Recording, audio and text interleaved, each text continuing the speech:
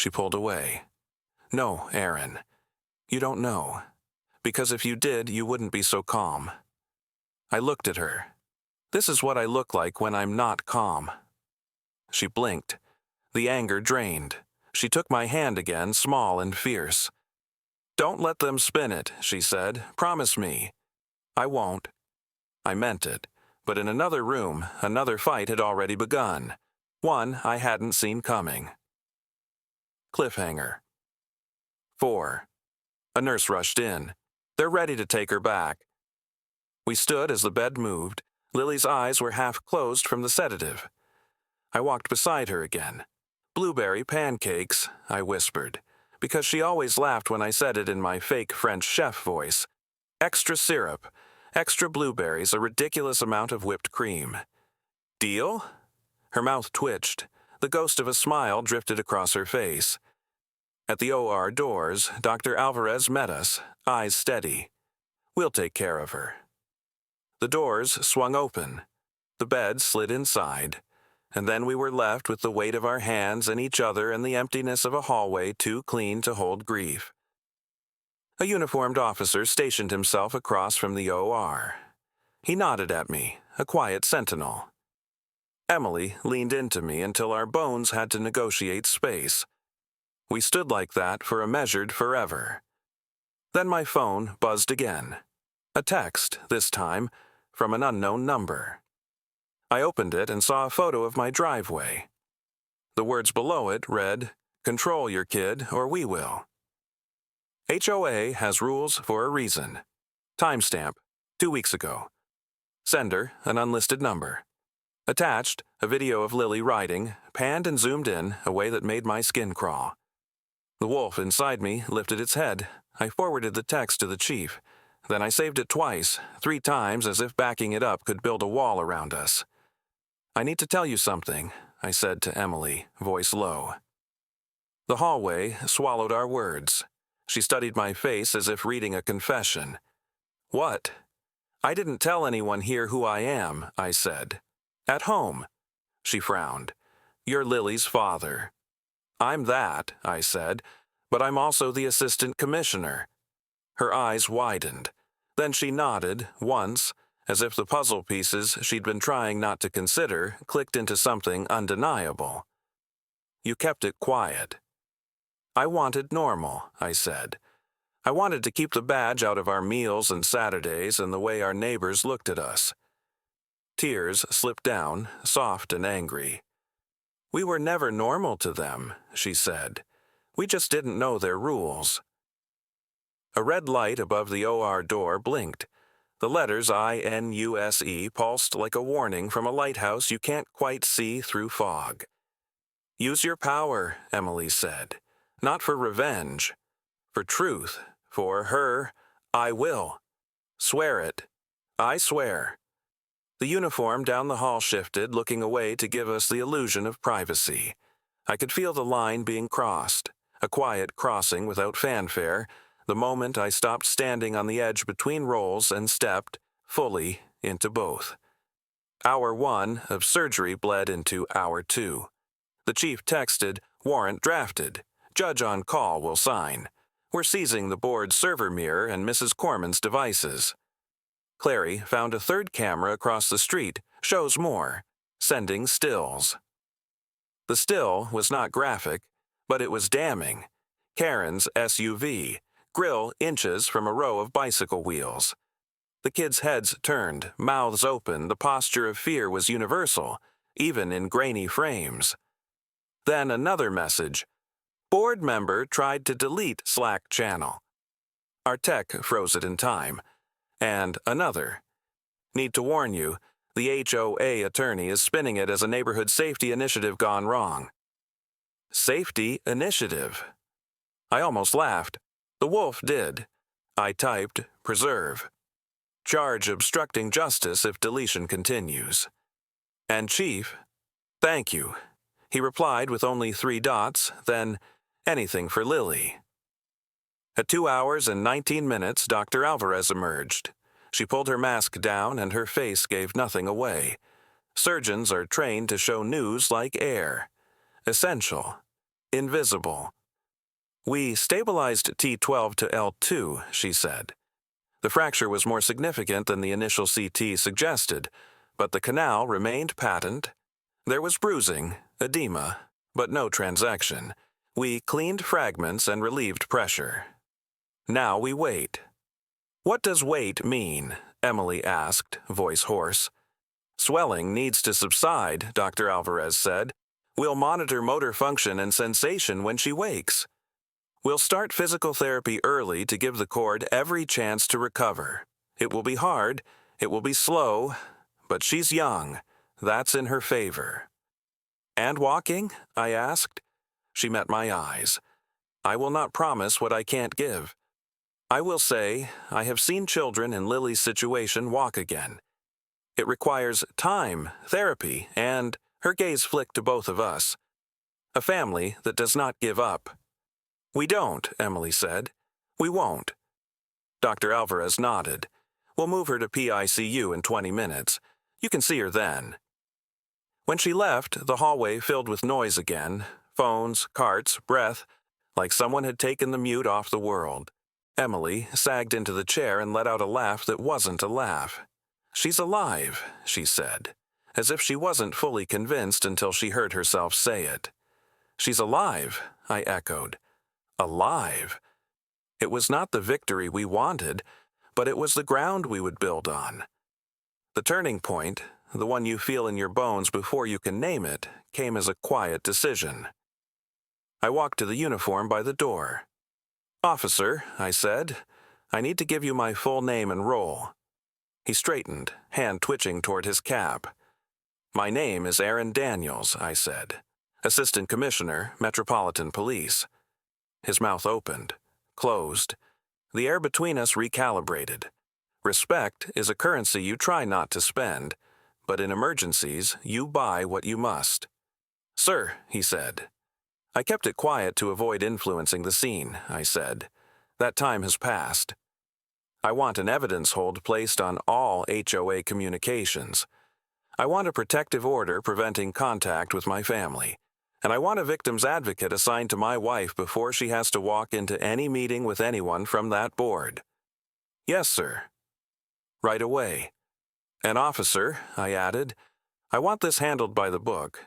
No shortcuts, no favors. If this goes to court, I want it to stand without my name in it. He nodded. Understood. I turned back toward the OR doors, the red INUSE light now dark. For the first time since the crack, I breathed fully. Then my phone buzzed with a final message, a voicemail transcription from an unknown number. Mr. Daniels, this is Ms. Lasker, counsel for the Crestwood Meadows Homeowners Association. We want to express our concern and offer a community statement emphasizing shared responsibility and safety. We recommend no admissions at this time. Please refrain from inflammatory posts or contacting board members directly. We're sure you understand shared responsibility. I stared at the words until the letters shuffled and formed the only sentence I could hear. They will try to drag us into the dark with them. I put the phone away.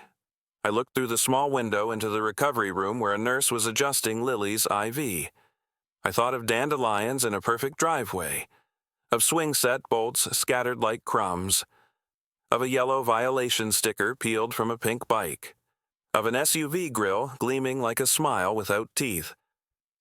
I thought of the board's message. I'll paste them myself so they see how dangerous it is. Maybe a scare will teach them manners. The lesson had landed. Not the one Karen wanted. My lesson was this. Rules without humanity are not protection. They are a weapon for cowards. I walked back to Emily. She stood as I approached and folded into me, forehead to my chest. What now? She asked. Now, I said, we go sit by our daughter's bed. And after that? After that, I said, feeling the wolves inside me fall in step. We teach them what accountability feels like. We turned toward the door as a nurse waved us in. I took a breath and stepped into the room where Lily lay, small and fierce and full of a future no board could legislate. That's where the battle truly began. The first night was a blur of alarms and whispered prayers. I kept my hand around Lily's wrist, 2 fingers over the pulse line, counting each beat like rent paid to the universe. Emily slept in fits beside me, head tilted at impossible angles. Every few hours, a nurse would shine a penlight into Lily's eyes, and I'd hold my breath until she blinked. She did. That blink became my religion. By dawn, word had spread beyond Crestwood Meadows. Reporters camped near the hospital fence, hungry for footage of the HOA accident. They framed it as a tragic misunderstanding, the kind that keeps neighborhoods accountable. Karen spoke first. Of course she did. A local station aired her clip on loop. She stood in front of her perfect porch, pearls shining like armor. It was a freak accident. I was concerned for the children's safety. We're all devastated, and I hope the Daniels family can heal with our community's support. Support. She said the word like a threat. The footage made my phone detonate. The chief sent a text. Don't engage with press. Internal Affairs wants a statement. We'll route through council. The word burned like salt. Emily and I sat side by side in the hospital cafeteria. Her coffee went cold untouched. I was reading depositions on my phone, officers, witnesses, transcripts already piling up like sandbags before a flood. They're painting it as an accident, Emily said. It's what they do, I answered. What are we doing?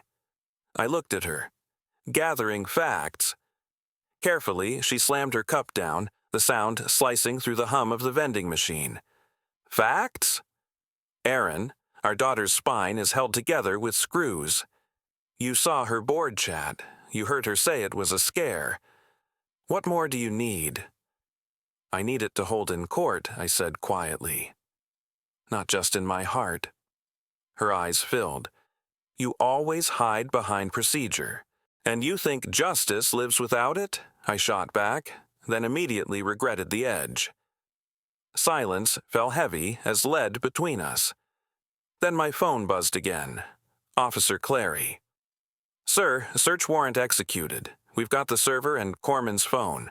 You'll want to see this screen's glowed with chat logs. Clary scrolled. Karen's texts bled self-righteousness. Board needs to make an example. Parents think they're above rules. Maybe I'll escort the brats myself. If she cries, maybe Daddy Cop will finally learn he's not special. That last line froze me. How did she know? I whispered. Clary hesitated. One of the neighbors must have looked you up. There's chatter that you're law enforcement. She wanted to humiliate me, I said, not just discipline a child. Sir, Clary said, voice careful, we also found something else. He clicked open a folder labeled CAM7 Unauthorized. Grainy night video. My house. The week before the crash. Karen's SUV creeping past, headlights off. A figure stepping out taping a new violation notice on our door at 11:43 p.m. She wasn't enforcing rules. She was stalking us. My jaw tightened so hard my molars clicked. Clary lowered his tone. We'll charge harassment, reckless endangerment, child endangerment, and tampering. But she's got the HOA's lawyer. They're pushing for negligent operation only, misdemeanor, a misdemeanor, for breaking my daughter's spine. I turned off the monitor before my hands did something unprofessional. File the charges. I'll handle the rest, Lily stirred. Her eyes fluttered open. The beeping changed rhythm. Hey, superstar, I said, forcing calm. She blinked at me. Did I win? I smiled. You're winning right now. Her fingers twitched, then she whispered, Can I still dance? The question broke something deep and quiet. I looked at Emily, and for once I didn't have words. Dr. Alvarez entered, checking vitals, eyes kind but cautious. Movement's good, but she'll need therapy, patience, and time. Lily nodded, brave and small. After the doctor left, Emily leaned in close. "Promise me again," she said, voice raw. "You won't lose yourself in this." I kissed Lily's forehead. "She'll walk," I said. "That's all that matters." But even as I said it, another part of me, the part that wore the badge, was already awake, building a case in the dark. 2 days later, I sat in a meeting room at headquarters. The press had named it the HOA hit case. Lawyers spoke in loops. Politicians spoke in headlines. A junior reporter leaked that the victim's father was an assistant commissioner. The story detonated. Karen's lawyer spun it fast. A powerful officer using his position to destroy a concerned citizen. So, I withdrew from official investigation. Publicly. Privately, I did not stop. The chief assigned another officer, but every update came through back channels. Every evidence file mirrored onto my drive.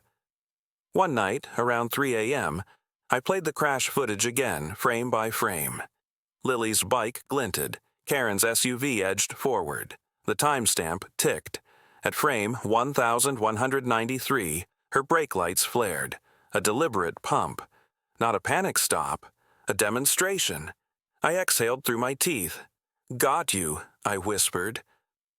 A week later, Karen was arrested at her home. Cameras caught it all. The cuffs, the pearls, the perfect lawn. Reporters shouted questions. "Do you regret it? Was it an accident?" She said nothing. At the arraignment, her lawyer tried to argue for bail, painting her as a pillar of civic responsibility. The judge looked at me sitting behind Emily in Lily's wheelchair, then at the evidence packet and denied it. The courtroom fell silent. Emily reached for my hand. "We did it," she whispered. But I didn't feel victory, only exhaustion. Because justice, I knew, was only beginning, and it never returned what it took. The courthouse smelled like disinfectant and old paper, the scent of bureaucracy trying to mask guilt. It had been 8 months since that morning on Maple Drive. 8 months of hospital visits, rehab sessions, and news cameras parked outside our home. 8 months since Lily had learned how to live in a world that now sat lower than before. Her wheelchair was bright blue. She chose it herself. "I want it to look fast," she'd said. "Like my bike." Every time she said it, Emily looked away. Karen's trial drew the kind of attention no one wants. Local stations ran daily segments titled HOA Horror. Talk shows debated community overreach versus parental neglect. Strangers sent letters. Some angry, some kind. One simply said, "I live in a neighborhood like yours. I'm scared to let my son ride his bike. Thank you for fighting back, that one I kept." The courtroom was small, but the air inside felt like stone. Karen sat across from us, her once perfect hair pulled back too tight, her pearls gone. Her lawyer spoke first, the same sterile voice I'd heard 100 times before in other cases. Mrs. Corman's actions, while misguided, were never malicious. She sought to protect the community.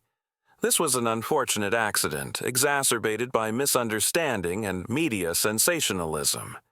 He said accident like it was a magic word that erased intent.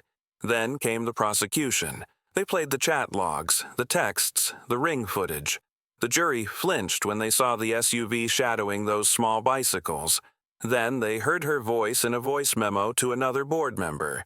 Maybe if she cries a little, her father will finally respect the rules. You could feel the oxygen leave the room. Emily covered her mouth. I stared straight ahead.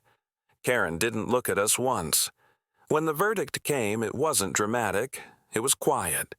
The kind of quiet that feels like gravity returning after too long in space. Guilty on all counts. Reckless endangerment, harassment, child endangerment, and obstruction. Sentence: 8 years, no parole for 4. Emily wept. Lily held her mother's hand and whispered, "Does that mean she can't hurt us anymore?" I bent down to her height. That's exactly what it means. But the truth was, the real damage had already been done. The weeks that followed were strange. The noise faded, but the silence felt heavier. Neighbors who once crossed the street to avoid us now left flowers, cards, and awkward apologies. None of us knew, they said, but I think they did. They just didn't want to see. One evening, I found Lily staring at the swing set bolts I'd saved in a small glass jar. "Why do you keep those?" she asked. "They remind me that small things can matter," I said. She rolled closer, picked up the jar, and smiled. "Then they should remind you I'm still here." Sometimes children teach lessons life forgets to deliver.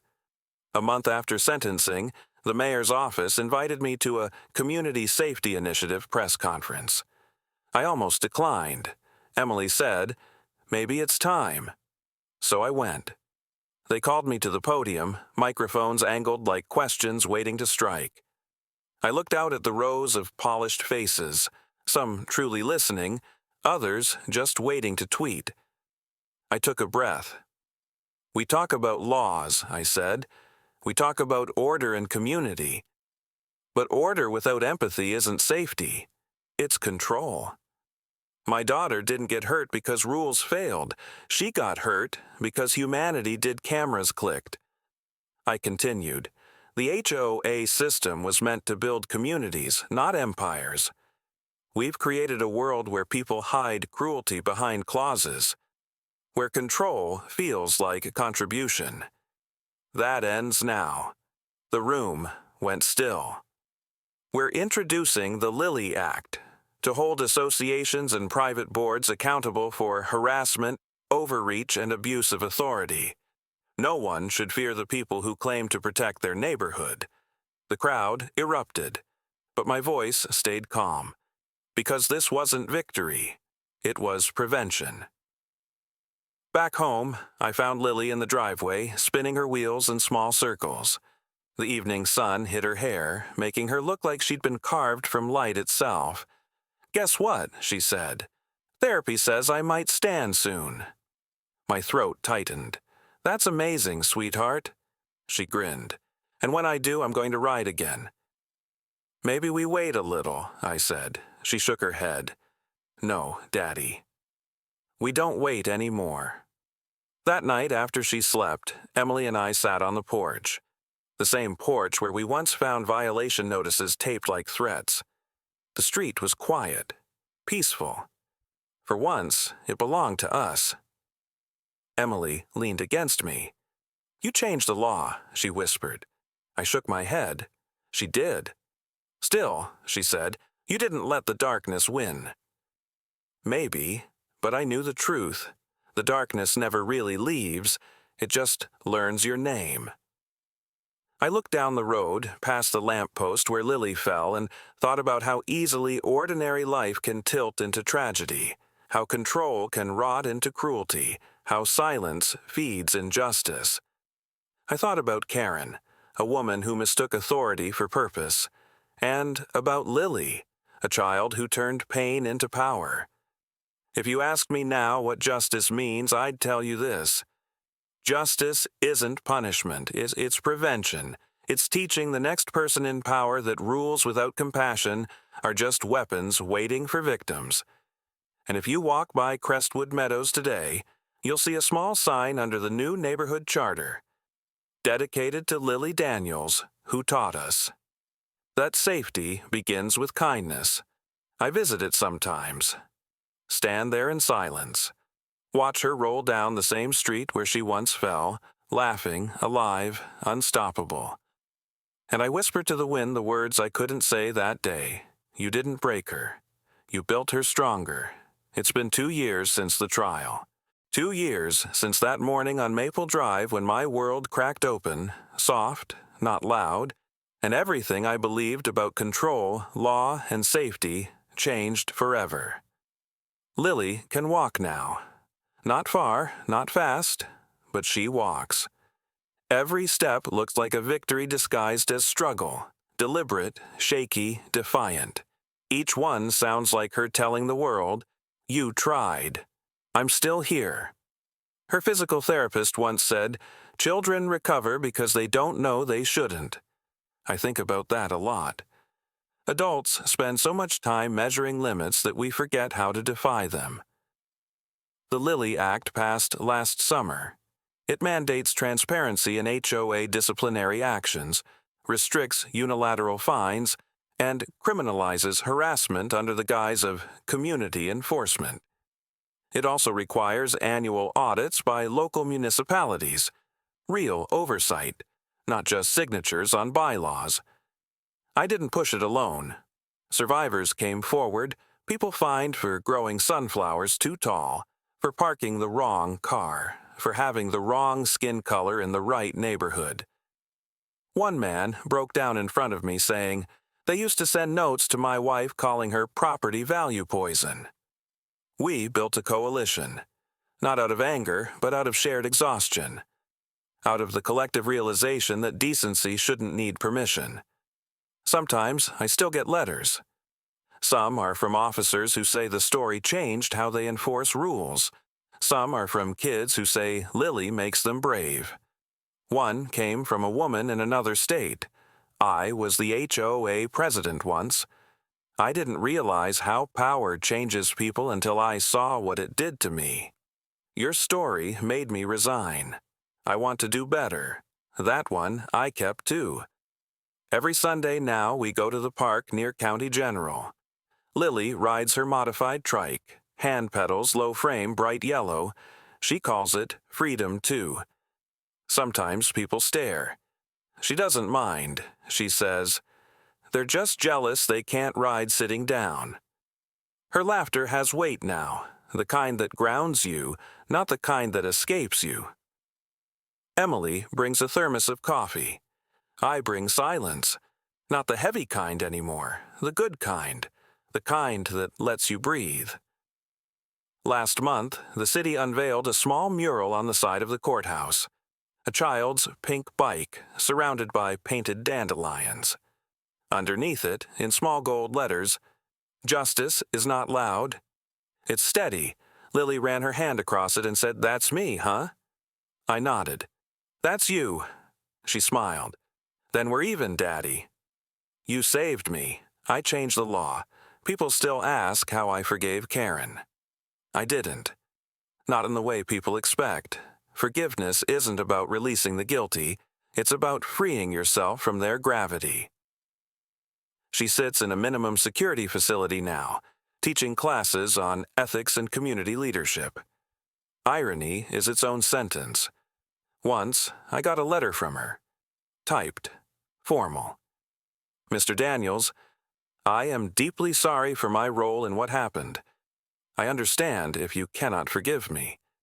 I think about Lily every day I didn't respond. But I didn't burn it either. It sits in my desk drawer, a reminder that monsters are just people who forgot how to feel small. If you walked through Crestwood Meadows today, you wouldn't recognize it. The fences are lower. The bylaws are shorter. The newsletter is written by kids once a month, Lily's idea. She writes the Kindness Corner, where she features stories of neighbors helping neighbors, mowing lawns for each other, rescuing lost dogs, sharing recipes. She ends every column with the same line: "Rules matter. But hearts matter more." One evening after dinner, she asked me something I didn't expect. "Daddy, are you still mad at her?" I took a long breath. "Sometimes," I said, "but mostly I'm proud of you." She frowned. "That's not an answer." I smiled. "It's the truth." She nodded slowly, like she understood more than a child should. Then she whispered, "I'm glad you were the assistant commissioner." "Why?" "Because you didn't use it to punish her.